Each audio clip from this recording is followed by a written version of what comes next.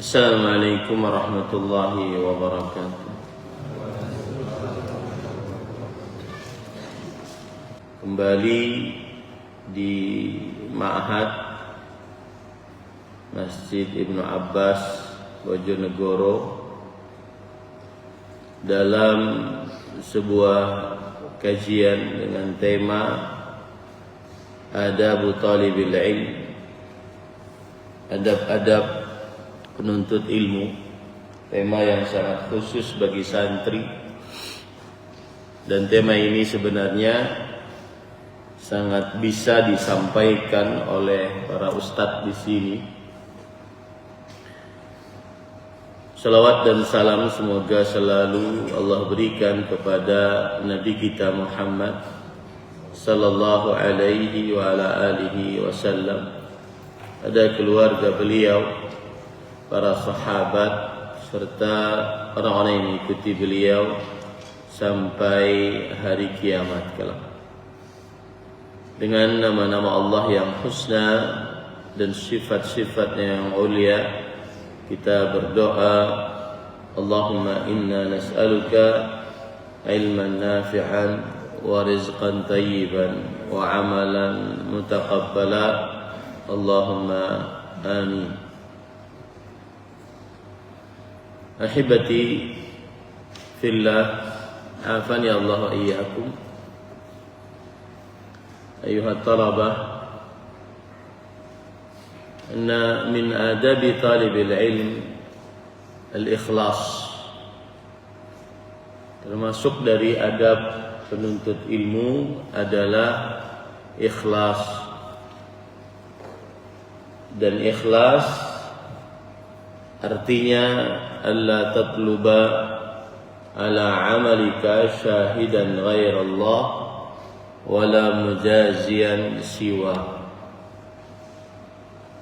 Tidak mencari seorang yang melihat dan mengganjar atas amal ibadah selain Allah. Itulah yang disebut dengan keikhlasan. Tidak mencari seorang yang melihat dan mengganjar atas amal ibadah selain Allah Subhanahu wa ta'ala. Dan menuntut ilmu adalah ibadah kepada Allah Subhanahu wa ta'ala. Oleh karenanya, jika ibadah maka wajib untuk dikerjakan dengan ikhlas.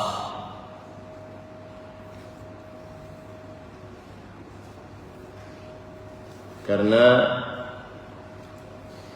Allah Subhanahu wa ta'ala berfirman di dalam Al-Quran, fa'budillah mukhlishan lahuddin, yang artinya beribadahlah kepada Allah secara ikhlas untuk agamanya. Surah Az-Zumar ayat 11. Menuntut ilmu adalah ibadah, maka wajib dikerjakan dengan ikhlas. Karena Allah memerintahkan untuk beribadah dengan ikhlas hanya kepadanya, tidak mencari yang melihat amal ibadahnya kecuali Allah, dan tidak menuntut ganjaran kecuali hanya dari Allah Subhanahu wa ta'ala.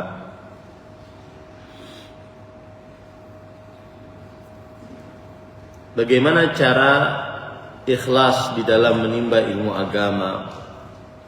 Caranya adalah antanwiya raf'al jahli an nafsik, meniatkan mengangkat kebodohan dari diri, wa tahqiq ridallah,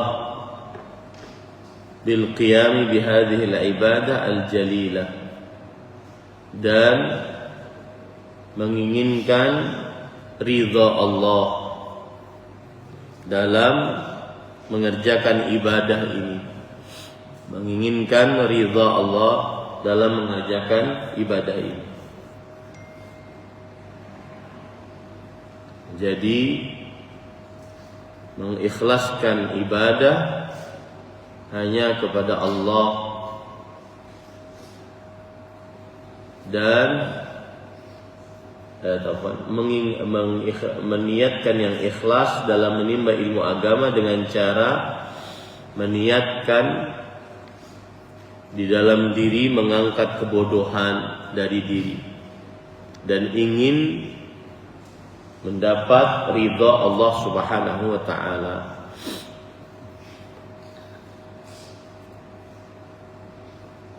Kemudian yang patut diperhatikan oleh para penuntut ilmu, sangat sedikit orang yang ikhlas dalam menimba ilmu agama. Para ulama mengatakan ikhlasul amal lillah amrun aziz. Mengikhlaskan beramal ibadah kepada Allah, termasuk di dalamnya menimba ilmu agama, adalah perkara yang sulit. La ahada yanam indi. Aiqif. La ahada yanam indi. Al-talib la yanam fi majlis yana. La yajuzu naum fil majlis. Man kana naiman falyatawadda. الذي ينظر زميله ينام فليوقظ ولا يتركه ينام.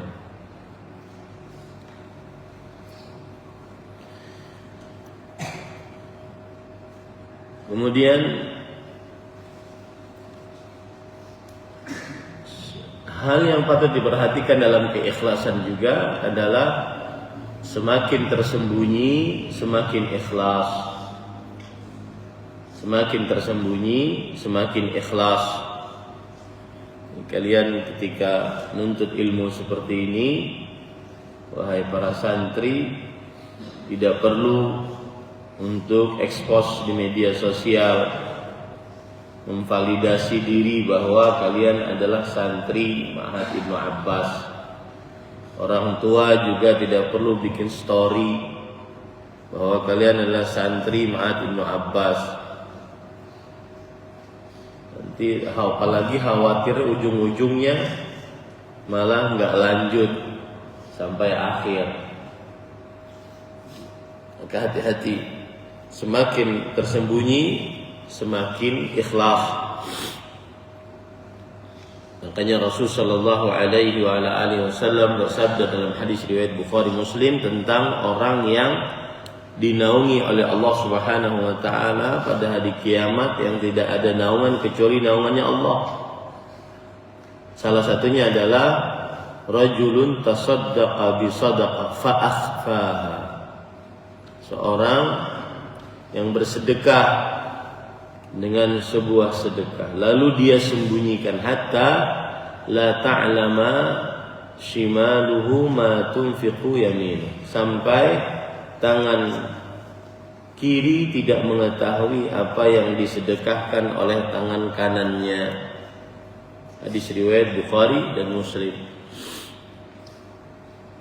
Kemudian juga perkataan dari Bishr bin Al-Harith. Dan Bishr bin Al-Harith adalah seorang ulama terdahulu. Beliau namanya Bishr bin Al-Harith Al-Hafi, seorang ahli ibadah di dalam agama Islam, dan beliau wafat pada tahun 227 Hijriah. Beliau berkata, la ta'mal lituzkar. Jangan engkau beramal ibadah agar diingat. maka tidak perlu validasi. Ya, validasi manusia tidak perlu dalam menimba ilmu agama. Sembunyikan lebih baik. Kemudian orang yang ikhlas juga adalah orang yang senantiasa menganggap apa yang dia tuntut dari ilmu agama masih selalu sedikit. Ini tanda keikhlasan. Apa yang dia amalkan dari amalan ibadah selalu sedikit, kurangnya masih banyak. Ini tanda keikhlasan. Imam Ibnu Qayyim Al-Jauziyah rahimahullah berkata dalam kitab Madarijus Salikin, wal 'arif man saghurat hasanatuhu fi 'aini. Seorang yang 'arif billah, seorang yang kebaikan-kebaikannya kecil pada anggapannya. Saya masih sedikit ilmunya, saya masih belum benar-benar semangat belajar, saya masih selalu merasa sedikit apa yang dia sudah kerjakan dari menuntut ilmu agama. Wa 'azumat dzunubuhu 'indah. Dan seorang yang 'arif billah adalah yang merasa besar dosanya, kekurangannya pada dirinya. Tidak merasa aman dari dosa, tidak merasa suci. Fala tuzakku anfusakum. Jangan merasa suci dari dosa. Nah, ini tanda keikhlasan. Kemudian yang selanjutnya berkaitan dengan keikhlasan juga, jangan sampai tergiur dengan pujian manusia. Pujian manusia jangan sampai membuat seseorang condong kepadanya. Yang membuat seseorang diangkat derajatnya di hadapan Allah, kemudian di hadapan manusia, adalah meninggalkan kecondongan hati kepada pujian manusia. Oh, sudah hafal sekian, oh sudah banyak hafal sekian, dan seterusnya. Jangan sampai condong kepada pujian manusia. Al-muslim wal mu'min la yaghtar bi thana'in nas 'alaihi. Seorang mukmin tidak tertipu dengan pujian manusia. Coba perhatikan perkataan Ibnu Jauzi rahimahullah di dalam kitab Sayyidul Khatir, tarkun nazar ilal khalq wa mahwul jah min qulubihim bil amal wa ikhlasul qasdi wa satrul hal huwa alladhi rafa' man rafa'. Meninggalkan penelitian yang dilihat oleh makhluk dan menghapus kedudukan dari hati-hati para makhluk dengan amal ibadah, meniatkan yang ikhlas, menutup amal. Ini adalah yang mengangkat derajat seseorang setinggi-tingginya. Tidak memperdulikan pandangan seseorang kepada dirinya, bahkan ingin agar orang lain tidak menganggapnya mulia, memurnikan ibadah hanya karena Allah, dan menutup amal ibadah. Inilah yang mengangkat derajat. Saya ulangi, ada 4. Jangan ada yang tidur terus, khususnya pada santri. Tulis dengan yang saya sebutkan secara rinci. tulis yang saya sebutkan secara rinci. Nanti ada hadiah besar. Ya. Tulis yang saya sebutkan secara rinci. Hadiahnya bukan uang, hadiahnya bukan pulang ke rumah, hadiahnya besar. Yang saya sebut, yang keluar dari mulut saya, tulis secara rinci. Siapa yang lebih rinci, yang akan mendapat hadiah, terutama para santri. Yang patut diperhatikan terakhir tentang ikhlas adalah meninggalkan penglihatan makhluk, kemudian menghapus ketenaran dari hati manusia, meniatkan yang ikhlas di dalam menuntut ilmu dan menutup diri, tidak menyebarkan dirinya bahwa dia adalah penuntut ilmu. Nah, itulah hal-hal yang berkaitan dengan keikhlasan. Itu adab yang pertama. Adab yang kedua, seorang santri penuntut ilmu agama harus takut dari riya. Riya adalah an yudhiral insanu amalah aw yuhassinahu 'indan nas min ajli madhihim aw hadiyatihim. Itu riya. Harus takut dari riya seorang penuntut ilmu agama. Riya adalah memperlihatkan amal atau memperbagus amal di hadapan manusia untuk mendapatkan pujian atau menerima hadiah. Itu namanya riya. An yudhiral insanu amala aw yuhassinahu 'indan nas min ajli madhihim aw hadiyatihim. Riya, poin-poin yang berkaitan dengannya adalah riya termasuk kesyirikan asghar dan sangat ditakuti oleh Rasulullah sallallahu alaihi wasallam. Rasul sallallahu alaihi wasallam bersabda, "Ala ukhbirukum bima huwa akhwafu alaikum 'indi minal Masiihid Dajjal." Ingatlah, maukah aku beritahukan kepada kalian dengan sesuatu yang aku lebih takutkan atas kalian dari Al-Masih Ad-Dajjal, dari Dajjal.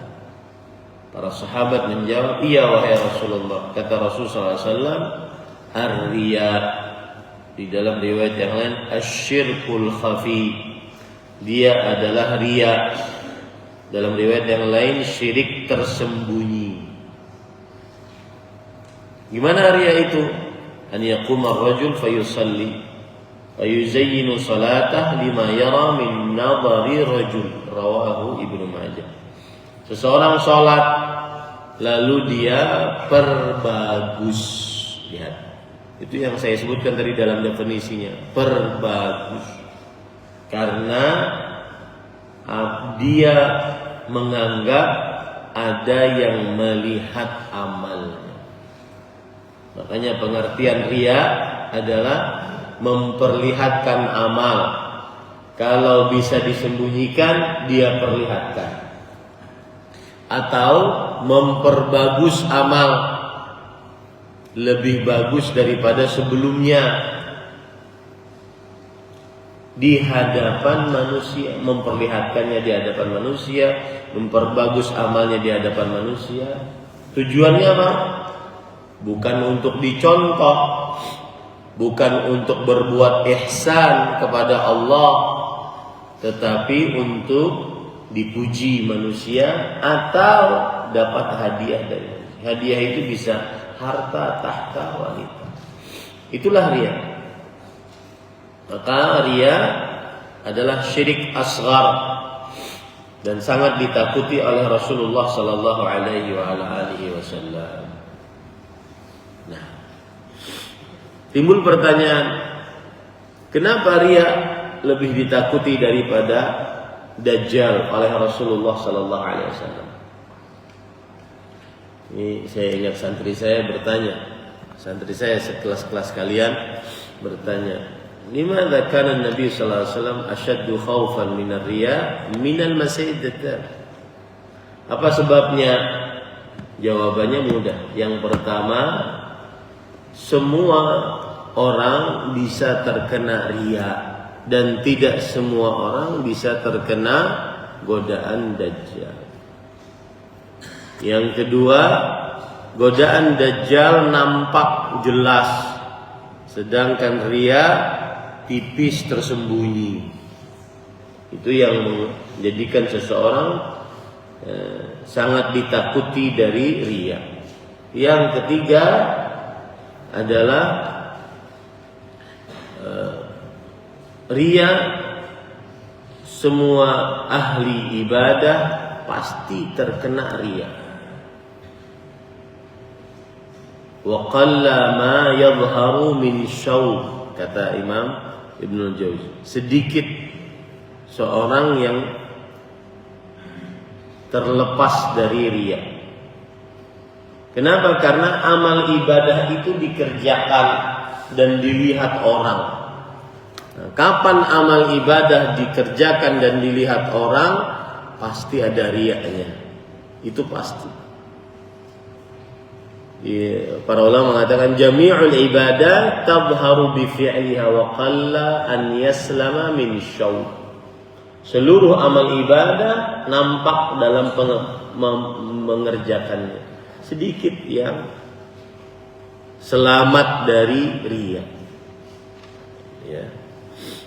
Nah, kemudian hal yang berkaitan dengan adab yang ketiga adalah adab seorang penuntut ilmu agama harus senantiasa mengagungkan sunnah Rasul.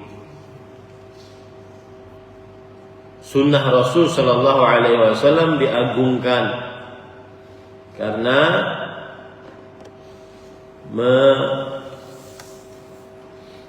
mengikuti Rasulullah pasti bahagia dunia akhirat. Orang yang mengikuti Rasulullah pasti bahagia dunia akhirat. Allah berfirman, wa in tuti'uhu tahtadu.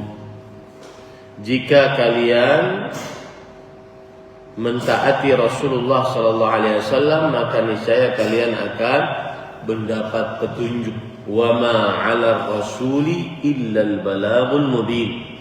Dan tidak ada lain kewajiban Rasulullah sallallahu alaihi wasallam melainkan hanya menyampaikan dengan sejelas-jelasnya. Surat An-Nur ayat 54.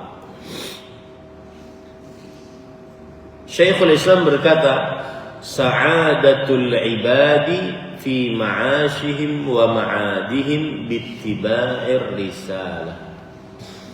Sa'adatul ibadi fi ma'ashihim wa ma'adihim fi ittiba'ir risalah.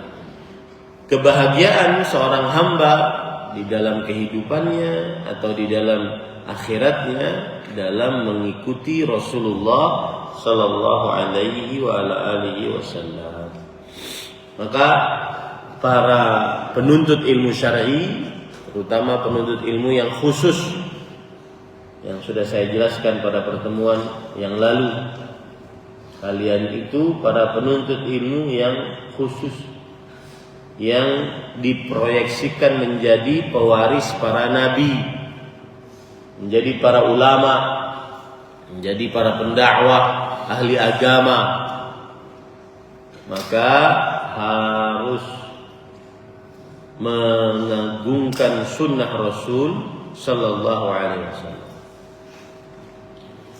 Dan para ikhwan dirahmati oleh Allah Subhanahu wa taala, yang harus diperhatikan dalam mengagungkan sunnah Rasul Sallallahu Alaihi Wasallam adalah siapa yang mengikuti Rasulullah Sallallahu Alaihi Wasallam maka pasti dia akan mendapatkan manfaat. Dalam hadis riwayat Muslim, Rafi' bin Khadij radhiyallahu anhu berkata, "Nahana Rasulullah sallallahu alaihi wasallam an amrin kana lana nafi'an wa tawa'iyatullahi wa rasulihi anfa'u lana." Rasul sallallahu alaihi wasallam pernah melarang kita untuk mengerjakan sesuatu padahal itu bermanfaat untuk kita. Tetapi ketaatan kepada Allah dan Rasulnya lebih bermanfaat. Nah, gitu ya. Jadi ada sesuatu yang para sahabat Nabi menganggapnya manfaat, tetapi kemudian dilarang oleh Rasulullah Sallallahu Alaihi Wasallam. Dan mentaati Rasulullah lebih bermanfaat untuk kita. Bahkan sampai-sampai hal-hal yang kecil para sahabat Nabi mengagungkan sunnah Rasul SAW, sangat mengikuti Rasulullah SAW. Contoh, perhatikan dalam hadis riwayat Bukhari Muslim bahwa Abdullah bin Umar bercerita Rasul Sallallahu Alaihi Wasallam membuat cincin dari emas. Karena yalbasu, beliau sering pakai cincin tersebut. Fayaj'alu fassahu fi batni kaffi. Dan beliau jadikan mata cincinnya di dalam perut telapak tangannya. Melihat Rasul SAW memakai cincin dari emas dan menjadikan mata cincinnya di telapak tangannya, di perut telapak tangannya, faja'alan nas sana'u al-khawatim. Orang-orang pun buat juga cincin, ya. Buat juga cincin agar bisa mengikuti Rasulullah SAW. Lalu Rasulullah SAW mendapat larangan untuk memakai emas. Lalu beliau berkhutbah di atas mimbar, "Inni kuntu albasu hadzal khatam wa aj'alu fassahu min dakhil." Farama bihi thumma qala, "Wallahi la albasu abada." Fanabadha an-nas khawatimahum. Dulu aku memakai cincin emas. Aku jadikan mata cincinnya di dalam telapak tanganku. Lalu kemudian sekarang aku lempar, tidak memakai lagi. Demi Allah aku tidak akan memakainya selamanya. Karena dilarang laki-laki memakai cincin emas. Apa yang terjadi kepada para sahabat? Maka para sahabat pun melemparkan cincin-cincin mereka. Ini menunjukkan seorang penuntut ilmu agama harus mengikuti sunnah Rasul. Agungkan sunnah Rasul di dalam diri. Apa saja yang merupakan sunnah Rasul, ajaran Rasulullah, baik itu perintah atau larangan, perintah hukumnya wajib ataupun hukumnya sunnah, maka kerjakan. Agungkan. Larangan baik yang haram, dosa besar ataupun yang makruh, jauhi. Karena dilarang, bukan karena hukumnya. Ya. Jadi santri-santri misalkan kalau pulang ke rumah tahu bahwa memakai celana di bawah 2 mata kaki adalah haram dan pendapat yang lebih kuat dosa besar, sombong atau bukan sombong, maka agungkan itu. Santri harus mengagungkan itu, mengagungkan sunnah Rasul Sallallahu Alaihi Wasallam. Jangan cuma di pesantren saja, tapi agungkan sunnah Rasul Sallallahu Alaihi Wasallam. Nah. Kemudian adab yang keempat adalah seorang santri penuntut ilmu agama harus banyak berdoa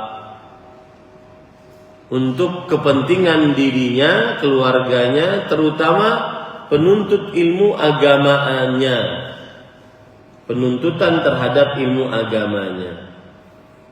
Dia harus banyak berdoa. Kenapa?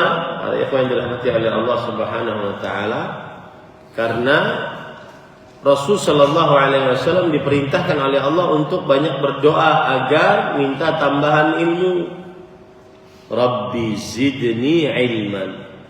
Surah Taha ayat 114. Wahai Rabbku, tambahkanlah kepadaku ilmu. Banyak-banyak berdoa.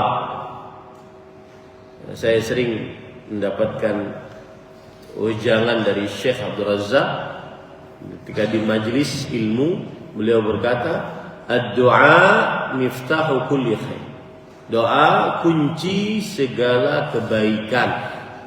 Banyak-banyak berdoa, terutama di zaman sekarang, zaman yang sangat mudah seseorang berubah dari hidayah kepada kesesatan, dari tauhid kepada kesyirikan, dari sunnah kepada bid'ah, dari dakwah salaf kepada dakwah hizbiyah, harakiyah.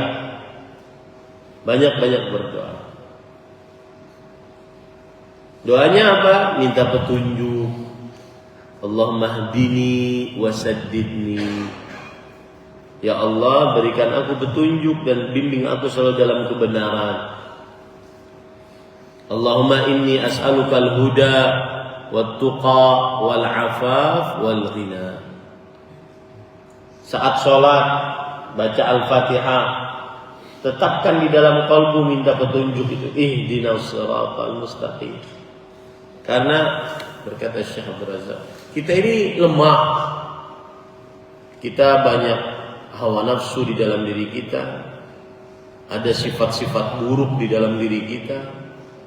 Ada syaitan membisikkan yang buruk ke dalam diri kita. Ada kawan-kawan yang buruk yang kita lihat dan kita gauli, ada lingkungan dan ada sarana yang mudah untuk berbuat keburukan di zaman sekarang. Maka banyak-banyak berdoa. Dan di antara doa Nabi yang paling banyak adalah hadis riwayat Bukhari Muslim. Anas bin Malik bercerita, kana aktsaru du'a'in Nabi sallallahu alaihi wasallam, Allahumma rabbana atina fid dunya hasanah wa fil akhirati hasanah wa qina adzabannar. Adalah yang paling banyak doa Nabi Muhammad sallallahu alaihi wasallam, yaitu membaca Allahumma rabbana atina fid dunya hasanah wa fil akhirati hasanah wa qina adzabannar. Kemudian adab yang kelima para penuntut ilmu agama adalah memperbanyak amalan-amalan sunnah setelah amalan-amalan wajib. Amalan-amalan sunnah, Imam Al-Qayyim mengatakan, dukhulul jannah birahmatillah wa tafadulu ahlil jannah bi nawafilil ibadati lillah. Masuk ke dalam surga dengan rahmat Allah dan perbedaan tingkatan-tingkatan penghuni surga dengan amal ibadah sunnah. Ini para ikhwan yang dirahmati oleh Allah. Hadis riwayat Bukhari. Rasulullah SAW bersabda, "Wa ma yazalu 'abdi yataqarrabu ilayya bin nawafil hatta uhibba." Masih saja hambaku mendekatkan dirinya kepadaku dengan amalan-amalan sunnah sampai aku mencintainya. Maka sebagaimana sudah saya sebutkan hadis Rasul, penuntut ilmu harus semangat sholat malam. Gak boleh meninggalkan, bukan gak boleh, kurang layak, tidak layak seorang penuntut ilmu tidak sholat malam. Meskipun hukumnya sunnah, tidak wajib, tapi tidak layak. Berkata Syekh Abdul Razak, penuntut ilmu jangan sampai qiyamul lailnya menjadi khabar kana. Dulu saya, dulu, nggak boleh. Jadi khobar kana, dulu saya suka sholat malam. Sebagaimana hadis Rasul SAW kepada Abdullah bin Umar, ya Abdullah, la takun mithla fulan, kana yusalli al-laila thumma taraka. Wahai Abdullah, jangan seperti si fulan, dulu pernah sholat malam lalu dia tinggalkan. Nah, ini enggak boleh. Kurang, tidak layak. Ya.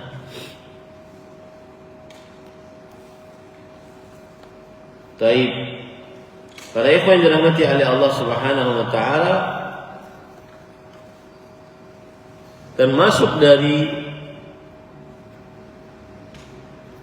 adab di dalam menimba ilmu agama adalah penuntut ilmu agama sering-sering berzikir kepada Allah Subhanahu wa taala. Sering-sering berzikir kepada Allah Subhanahu wa taala. Penuntut ilmu agama sering-sering berzikir kepada Allah Subhanahu wa ta'ala. Kenapa para ikhwah? Karena zikir itu yang menenangkan kalbu. Zikir itu yang menenangkan kalbu, yang melapangkan kalbu. Di antaranya misalkan hadis Rasul tentang hati yang sering tertutup, hampa. Saya baru ditanya orang, Ustaz, saya ini sudah sering sholat, saya sering ke masjid baca Quran, kenapa hatinya masih terasa hampa? Jawabannya zikir. Zikirnya apa? Istighfar. Rasulullah SAW bersabda, innahu la yughani ala qalbi fa astaghfirullah. Sungguh hatiku benar-benar tertutup, maka aku beristighfar kepada Allah Subhanahu wa taala. Maka seorang penuntut ilmu harus banyak berzikir. Salah satu hal yang menjadi penyemangat kita berzikir adalah siapa yang banyak berzikir, maka itu sebab Allah mencintai hambanya. Fadhkuruni adzkurkum. Salah satu hal yang membuat kita semangat berzikir adalah Allah mencintai hambanya yang banyak berzikir. Dalam hadis atau dalam perkataan Imam Ibnu Qayyim, beliau mengatakan, walau lam yakun fi fawaididz dzikr wa idamati illa hadhihi al-faidati wahdaha lakafa biha. Faman nasiya Allah taala ansahu nafsahu fid dunya wa nasiyahu fil adzabi yaumil qiyamah. Kalau seandainya tidak ada faidah zikir dan juga terus lisan ini berzikir kecuali faidah ini saja, yaitu mendapatkan cinta Allah. Seorang hamba dengan banyak berzikir mendapatkan cinta Allah, maka ini sudah sangat cukup. Ya, yang banyak berzikir dicintai oleh Allah. Kalau tidak ada faedah zikir kecuali ini saja, maka ini sudah sangat cukup. Nah, siapa yang melupakan Allah, maka Allah akan melupakan dirinya di dunia, dan Allah akan melupakan dirinya di akhirat. Tidak ditolong oleh Allah saat disiksa di akhirat. Nah, ini adab. Kemudian yang selanjutnya, adab penuntut ilmu agama adalah yaitu memperbanyak istighfar dan bertaubat. Memperbanyak istighfar dan bertaubat. Yang saya katakan tadi, penuntut ilmu memerlukan kalbu yang selalu terbuka, cerah, tidak tertutup sehingga dia mudah menghafal, memahami, mempelajari, ya. Maka banyak beristighfar. Dalam hadis riwayat Imam Muslim innahu la yughanu ala qalbi wa inni la astaghfirullah fil yawmi 100 marrah. Sesungguhnya tertutup hatiku dan sesungguhnya aku benar-benar beristighfar di dalam sehari 100 kali. Berbanyak istighfar. Ada lagi perkataan yang menarik dari Syekhul Islam Ibnu Taimiyah rahimahullah, diceritakan oleh muridnya yaitu Ibnu Abdurrahman. Walaqad sami'tuhu ay Syekh al-Islam fi mabadi amrihi yaqul innahu la yaqifu khatir fil mas'alati wasyai' aw al-halah allati tushkilu alayya fa astaghfirullah ta'ala 1000 marra aw akthar aw aqall hatta yanshariha as-sadr wa yanhillu ishkala ma ashkal. Sesungguhnya aku pernah mendengar Syekhul Islam berkata, kadang-kadang terbesit di dalam qalbuku sesuatu permasalahan, atau aku masuk ke dalam sebuah keadaan yang sulit bagiku, yaitu permasalahan agama. Lalu aku beristighfar kepada Allah 1000 kali atau lebih atau kurang, maksudnya banyak istighfar, sampai Allah melapangkan dadaku. Sampai Allah melapangkan dadaku dan akhirnya hilang permasalahan yang ada dalam kalbu. Ini subhanallah, saya di mana itu? Oh, kemarin, 2 pekan yang lalu. Saya di tempat mertua di NTB, Lombok. Sebelum kajian saya sudah murojaah apa yang saya ingin sampaikan. Saya baca berulang kali, saya nggak paham apa maksud ini. Apa maksud daripada perkataan Imam Ibnul Jauzi rahimahullah saat beliau mengatakan boleh untuk berdongeng saat berdakwah dengan syarat, atau apa sebab para ulama salaf mencegah atau mencela orang berdongeng saat berdakwah. Ada poin pertama di situ, saya baca berulang kali, saya nggak paham. Subhanallah, saya beristighfar, minta doa, ya Allah saya nggak paham apa maksudnya. Sampai saya duduk di meja, ketika saya menyampaikan baru Allah bukakan, oh maksudnya begini. Subhanallah. Ini benar, banyak-banyak beristighfar pada Allah Subhanahu wa taala. Karena itu membukakan kalbu. Urusan-urusan yang jelimet jadi terbuka. Hati-hati yang tertutup jadi terbuka disebabkan beristighfar. Kemudian ada penuntut ilmu yang lain adalah berbakti pada kedua orang tua. Berbakti kepada kedua orang tua,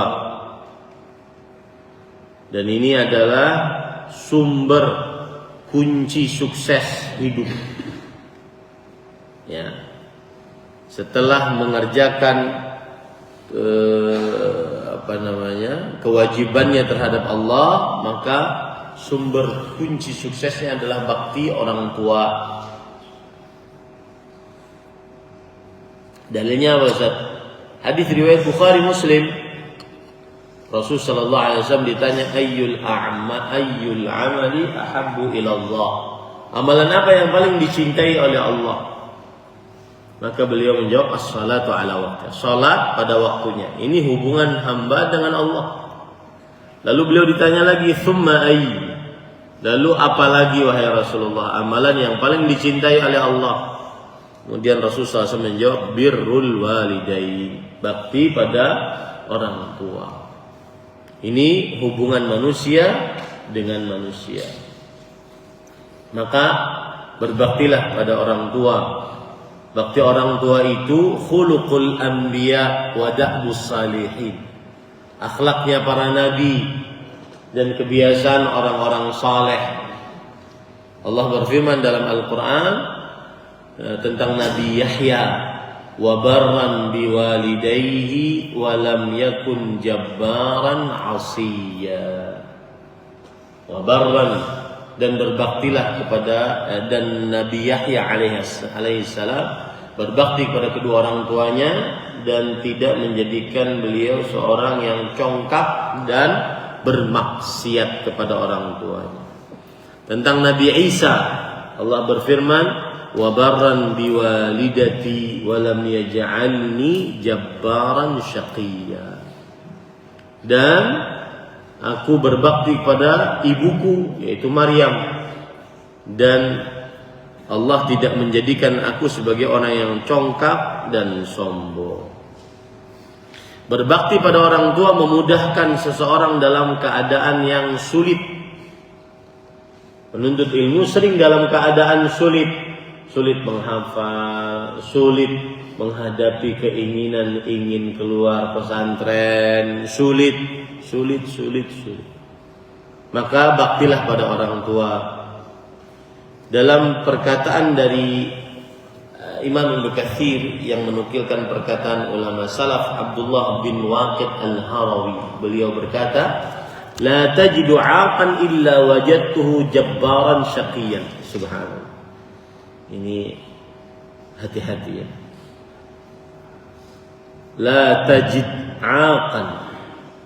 Engkau tidak akan mendapati seorang yang durhaka kecuali aku dapati ia dalam keadaan menderita, sengsara.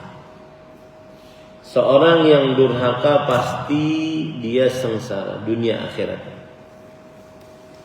Ini hati-hati para ikhwan yang dirahmati oleh Allah Subhanahu wa taala. Kemudian termasuk daripada adab di dalam penuntut ilmu adalah berakhlak yang mulia.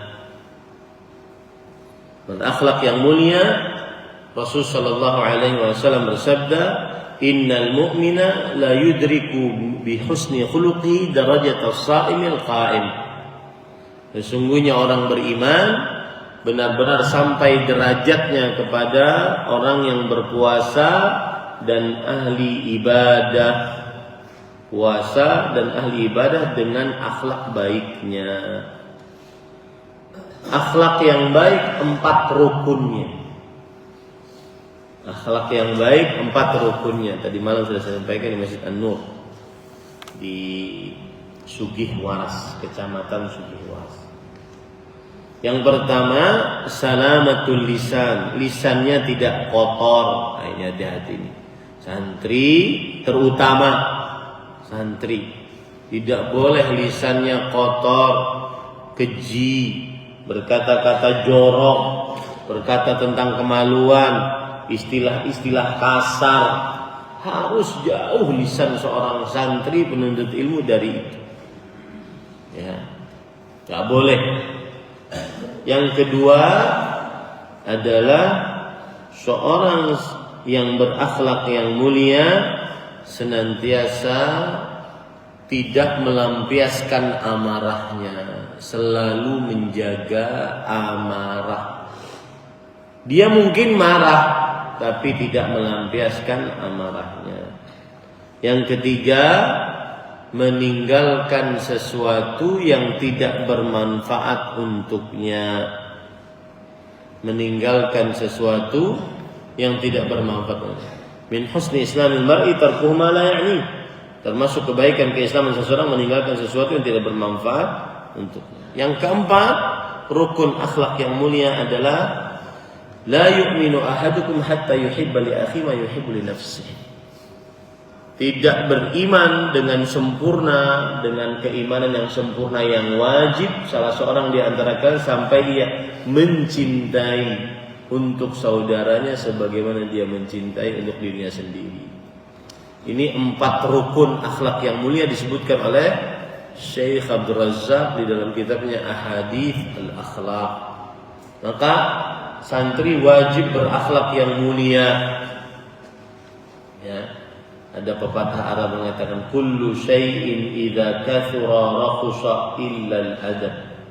Segala sesuatu kalau sudah banyak jadi berkurang nilainya, inflasi. Kalau sudah banyak jadi inflasi, punah. Kecuali akhlak dan adab. Semakin berakhlak, semakin beradab, maka dia semakin mahal. Tidak pernah mengenal inflasi. Kemudian adab yang selanjutnya adalah jujur. Seorang penuntut ilmu agama wajib jujur. Wajib jujur, tidak boleh berdusta. Al-mu'min la yakdzib. Orang beriman tidak berdusta. Bukan tidak layak, orang beriman tidak berdusta. Ya. Allah berfirman di dalam Al-Quran, Ya ayyuhalladzina amanu ittaqullaha wa kunu ma'as sadiqin. Wahai orang beriman, bertakwalah kepada Allah dan bersamalah dengan orang-orang yang shadiq, yang jujur. Surat At-Taubah ayat 119. Surat At-Taubah ayat 119. Imam Al-Qayyim rahimahullah, perhatikan baik-baik. Wal imanu asasuhu as-sidq wan nifaqu asasuhul kadzib. Keimanan pokoknya adalah kejujuran. Kemunafikan pokoknya adalah dusta, bohong. Ya. Seorang muslim, mukmin, apalagi penuntut ilmu, maka jangan sampai berbohong.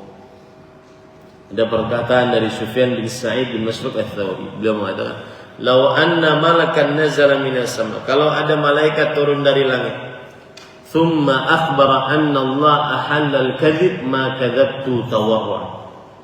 Lalu malaikat tersebut mengabarkan bahwa dusta itu halal dari Allah, dusta itu halal, maka aku tidak akan berdusta. Sebagai bentuk sifat wara, meskipun dinyatakan halal, tidak berdusta. Ya, orang beriman tidak berdusta. Kemudian para ikhwah, adab yang selanjutnya, dan ini sangat penting, 3 adab ini, yaitu yang pertama, hendaknya seseorang menjaga gigih, semangat menjaga waktunya, tidak membuang waktu dengan hal-hal yang tidak bermanfaat. Tidak membuang waktu dengan hal-hal yang tidak bermanfaat. Kenapa demikian? Karena waktu itu adalah ra'su mal, modal untuk bisa menghasilkan. Waktu adalah modal untuk bisa menghasilkan. Kalau habis waktu, habis modal, tidak bisa menghasilkan. Maka seorang penuntut ilmu harus senantiasa menjaga waktunya. Bahkan perhatikan perkataan Imam Ibnul Jauzi. Ya. Wala yuhmadul hifdhu bihadrati khudrah wa ala syati'i nahar lianna dzalika yulhi. Allahu akbar. Tidak dianggap baik menghafal itu di hadapan makanan atau menghafal di samping pantai. Nah, itu melalaikan, buang-buang waktu. Karena kalau orang ingin ke pantai, ya ke pantai, ya, melihat sesuatu yang indah-indah, bukan untuk menghafal serius, bukan untuk sembari bertamasya, ada menghafal serius. Maka jaga waktunya sebaik-baiknya, jangan sampai seseorang terbuang-buang waktunya untuk sesuatu yang tidak bermanfaat. Makanya saya pesan kepada santri kelas 1 atau kelas 7 ya. Kalau di pesantren saya namanya kelas 7, kelas 8, kelas 9 SMP. Kalian setiap tahunnya harus tahu apa target yang kalian ingin capai. Jangan sampai terbuang begitu saja percuma. Habis tahun, ini kan sudah semester kedua nih. Coba kalian hitung, semester pertama saya dapat apa ya? Apa yang sudah saya kerjakan? Apa yang sudah saya hafal? Apa yang sudah saya hasilkan? Nah, itu. Jaga waktunya baik-baik. Nanti tidak terasa. Seperti saya masih ingat dulu ketika masih kuliah di IU, Islamic University of Madinah. Orang nyebutnya UIM, namanya sebenarnya IU. Malam terakhir saya duduk di majlis Syekh Abdul Muhsin. Hampir 5 tahun saya duduk di majlis beliau. Habis itu malam terakhir itu malam isak tangis karena mendoakan Syekh, mudah-mudahan beliau panjang umur dalam kebaikan. Kemudian entah bisa kapan lagi seperti ini. Kemudian baru terasa, ini belum dipelajari, ini belum. Begitulah waktu. Dia kalau datang tidak akan pernah kembali. Kalau datang sangat cepat berlalu. Itu 2 sifat waktu. Idza ja la ya'ud. Wa idza ja yadhi'u sari'an. Atau yadhhabu sari'an. Kalau dia datang tidak akan kembali. Kalau dia datang maka akan cepat berlalu. Itu sifat waktu. Coba sekarang azan kelas 11. Dari mulai SMP di sini ya. SMA. Siapa yang dari kelas 7 di sini sampai sekarang kelas berapa? Siapa yang paling lama sampai di sini? Coba angkat tangannya. Kelas 7, kelas 8, kelas 9, sampai sekarang kelas berapa? Dari kelas, iya, sekarang kelas berapa? Yang dari pertama aja, kelas 7, 8, 9, nggak ada? Belum, lam yujad? Tayyib. Berarti pindahan-pindahan gitu ya.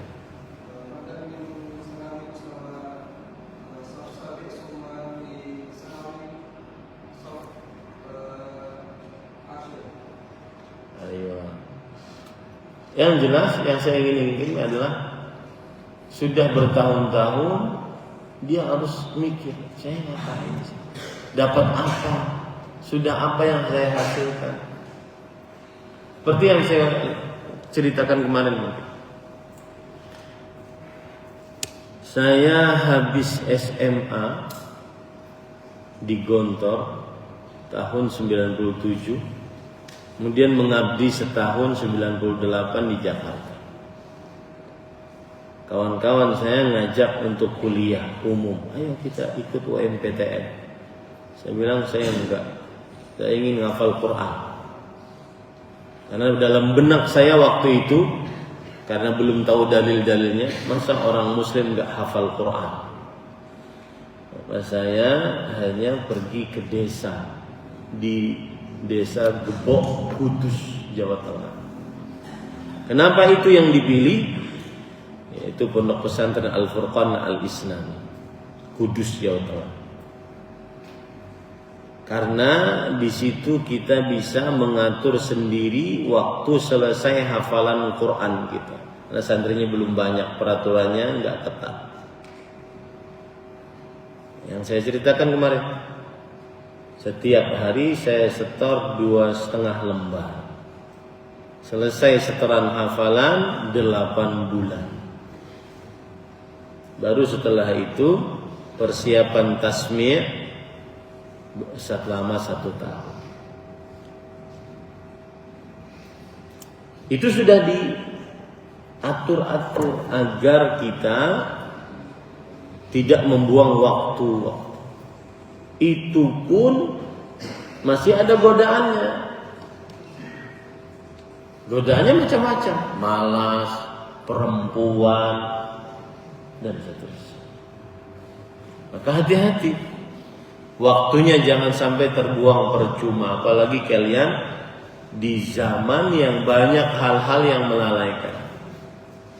Saya baru dapat tadi berita jadi orang bahwa scroll itu, media sosial itu lebih dahsyat kecanduannya dibandingkan kecanduan minum-minuman memabukkan. Ingat, dia membuat orang lebih dahsyat kecanduannya daripada kecanduan minuman-minuman yang memabukkan. Dan yang lebih parahnya lagi, pada saat diperhatikannya, yang membuang-buang waktunya dengan scroll media sosial. Lebih parahnya lagi, kalau dia mulai belajar, maka merasa berat. Sedikit baca kitab, ngantuk. Sedikit mengerjakan sesuatu, cepat bosan. Karena otaknya sudah terbiasa begitu. Lihat sebentar, lihat sebentar, lihat sebentar. Dia jadi nggak bisa fokus. Nah, ini hati-hati nih para santri. Ya. Dan saya berpesan, yang tidak punya media sosial, lanjutkan sampai akhir hayat. Wallahi, tidak manfaat buat Anda. Enggak manfaat. Tidak perlu punya akun media sosial. Tidak manfaat. Untuk antum penuntut ilmu tidak. Ya. Ini para ikhwan yang dirahmati oleh Allah SWT. Jaga waktu. Kemudian yang adab selanjutnya adalah sabar di dalam menimba ilmu agama. Harus sabar. Sabar itu bertahan. Bertahan. Kemudian adab selanjutnya, cari teman yang baik. Cari teman yang baik di dalam menimba ilmu agama. Cari teman yang baik. Tulis, jangan gambar. Mas muka siapa namanya? Hah? Irfan? Dafa. Jangan gambar ya Dafa. Ya, cari teman yang baik. Kemudian, nah ini adab-adab yang saya sebutkan secara cepat. Yang pertama, yang selanjutnya adalah tidak boleh gaib, sering absen, pura-pura sakit. Ya. Kemudian yang selanjutnya harus menghormati guru. Ini saya berpesan, harus menghormati guru. Nah, saya punya pengalaman, ini saya ceritakan untuk santri-santri.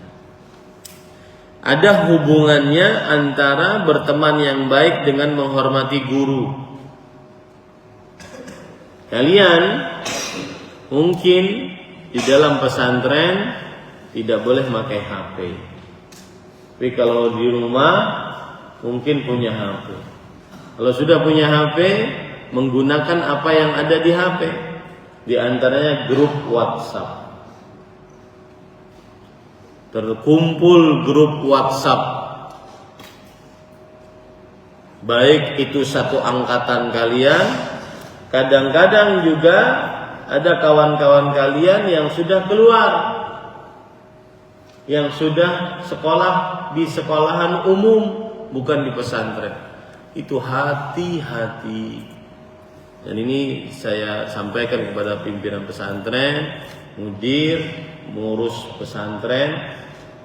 Ini salah satu hal yang sangat buruk. Itu bagaikan kandang buruk. Anggap saja ini tempat grup WhatsApp, ada santri-santri kita di situ. Kemudian ada santri yang sudah keluar tapi masih di situ. Atas nama pertemanan dia masih di situ. Cara berpikir orang awam, orang umum yang bukan penuntut ilmu agama, maka berbeda dengan santri. Cara bicaranya juga berbeda dengan santri. Yang di searching di internet juga beda dengan santri. Nanti disitulah omongan kotor, disitulah video-video buruk, foto-foto buruk, di situ tuh. Dan ustadz tidak ada di situ. Pengurus pesantren tidak bisa mengawasi di situ. Kalau ketahuan, bikin baru lagi mereka. Ini hati-hati. Dan saya sering berpesan kepada santri saya, tidak ada yang bisa menjaga itu semua kecuali khasyatullah. Ini adab yang terakhir dan yang paling utama. Takut kepada Allah. Ustadzmu, Ustadz Gulam, Ustadz yang lainnya terbatas peraturannya, penglihatannya, tangannya, pengetahuannya terbatas. Apalagi para anak-anak muda generasi alfa ini sangat lihai menyembunyikan file-file. Sembunyikan sana, sembunyikan sini. Sangat lihai. Orang tua aja nggak tahu. Tapi ingat, alam ya'lam bi anna Allah ya. Apakah dia tidak mengetahui Allah melihat? Allah melihatnya. Jadi tidak ada yang bisa menahan itu semua kecuali Allah. Takut kepada Allah Subhanahu wa ta'ala. Khasyatullah. Makanya Abdullah bin Mas'ud mengatakan, innamal ilmu khasyatullah. Ilmu itu yang sesungguhnya adalah takut kepada Allah. Orang semakin menuntut ilmu semestinya semakin takut kepada Allah. Sebagaimana perkataan firman Allah dalam Al-Quran, innama yakhshallaha min ibadihil ulama. Yang takut kepada Allah dari hamba-hambanya adalah orang yang berilmu. Khasyah. Khasyah itu bukan hanya sekedar takut. Para ulama mengatakan khasyah itu al-khauf ma'al ma'rifah. Takut disertai dengan mengetahui tentang Allah. Allah Maha melihat, Allah Maha mendengar, Allah Maha mengetahui. Kalian apa saja yang kalian sembunyikan dari file-file yang kotor-kotor, buruk-buruk, Allah tahu. Maka hati-hati. Dan saya berpesan, jika masuk ke dalam sebuah grup, saya khusus anak saya, ya, nanti kalau kamu punya benar-benar HP, sekarang dia tidak punya benar-benar HP, punya benar-benar nomor, maka jangan pernah kasih nomor ini ke orang, karena itu bukan konsumsi orang banyak, itu privasi. Karena kalau sudah ketahuan nomornya, akan dimasukkan ke grup sini, ke grup sini, ke grup sini, kita nggak tahu. Hati-hati. Santri-santri terutama santri-santri sanawi, SMA 10, 11, 12. Ya, yang mungkin masih bergaul dengan santri-santri yang sudah keluar atau yang dikeluarkan. Kalian akan terkumpul dalam sebuah grup. Di situ orang-orang teman-teman kalian ngomong kasar, ngomong kotor, ngirim file macam-macam. Kalian sebagai teman pura-pura mengikuti, pura-pura nggak enak, pura-pura tertawa, hahaha, karena takut dicengin, takut tidak dianggap nantinya. Maka ingat itu baik-baik, bahwa tidak ada yang menahan itu kecuali apa tadi? Ya Allah, takut kepada Allah. Ya, takut kepada Allah. Ustadz, kalian bisa kalian tipu, tetapi Allah tidak akan kalian bisa tipu. Allah Maha mengetahui, Maha melihat, Maha mendengar. Nah, ini yang bisa disampaikan dari adab penuntut ilmu. Semoga yang disampaikan bermanfaat. Wa sallallahu ala nabiyina Muhammad walhamdulillahi rabbil alamin. Subhanakallahumma wa bihamdik asyhadu an la ilaha illa anta astaghfiruka wa atubu ilaik. Wa sallallahu ala nabiyina Muhammad walhamdulillahi rabbil alamin. Wassalamualaikum warahmatullahi wabarakatuh.